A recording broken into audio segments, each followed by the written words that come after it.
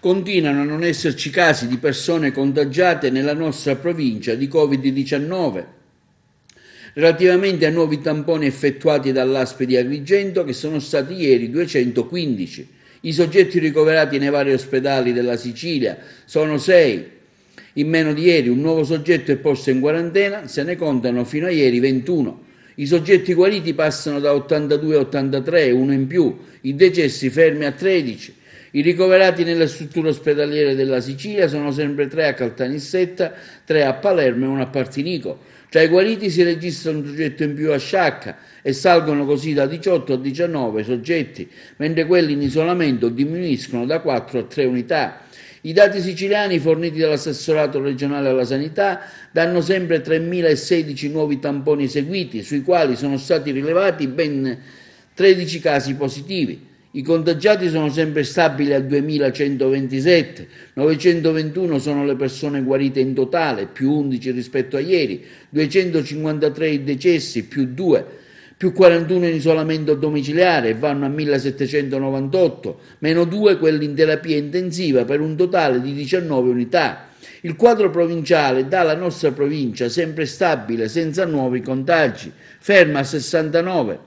Catania è sempre la provincia in aumento, con 2 nuovi contagi in più, e sale a 696, restando la prima nell'isola. A seguire quella di Palermo, che registra ben 8 contagi in più e si porta a 404.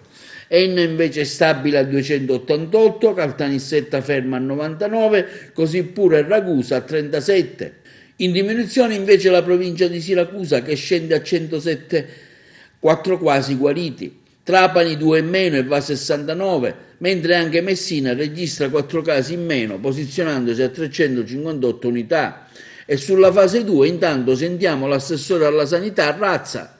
Siamo quasi alla fine della prima settimana dopo il 4 maggio, che ha segnato una tappa importante perché ha portato in Sicilia, e non soltanto in Sicilia, la graduale riapertura di alcune attività economiche e di alcune attività sociali. Sapete che si è detto quanto sia stato importante il rispetto delle regole e delle procedure nei giorni in cui è stata difficile l'emergenza. Oggi entriamo in una fase che il governo della regione siciliana avrebbe voluto ancora più frizzante. È noto che il presidente Musumeci aveva chiesto al governo nazionale la possibilità di poter far aprire quelle attività economiche che in una regione con un livello così basso di contagi come la Sicilia sembra assurdo possano essere ancora chiuse. Ci è stato detto che dal 18 di maggio probabilmente si potrà procedere e quindi ci spiace non aver potuto mettere in campo alcune attività già a partire da lunedì della prossima settimana. Però la fase 2 non è soltanto una fase 2 legata ad attività economiche. La fase 2 impegnerà il sistema sanitario della nostra regione e lo farà con alcune significative innovazioni. Sulla pagina Facebook e sui canali social della regione siciliana, molte settimane fa avevamo presentato il piano regionale dell'emergenza, un piano che arrivava a quasi 3.600 posti letto, l'abbiamo presentato da questa stessa stanza con il presidente Musumeci.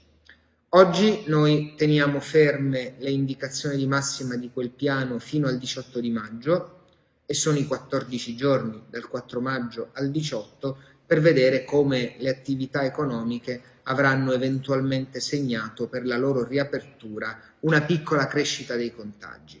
Ma dobbiamo restituire tutte le strutture ospedaliere alla loro vitalità naturale e quindi dobbiamo ridurre il numero delle strutture impegnate con il coronavirus, con il Covid-19, senza però far emergere alcun rischio per la nostra popolazione.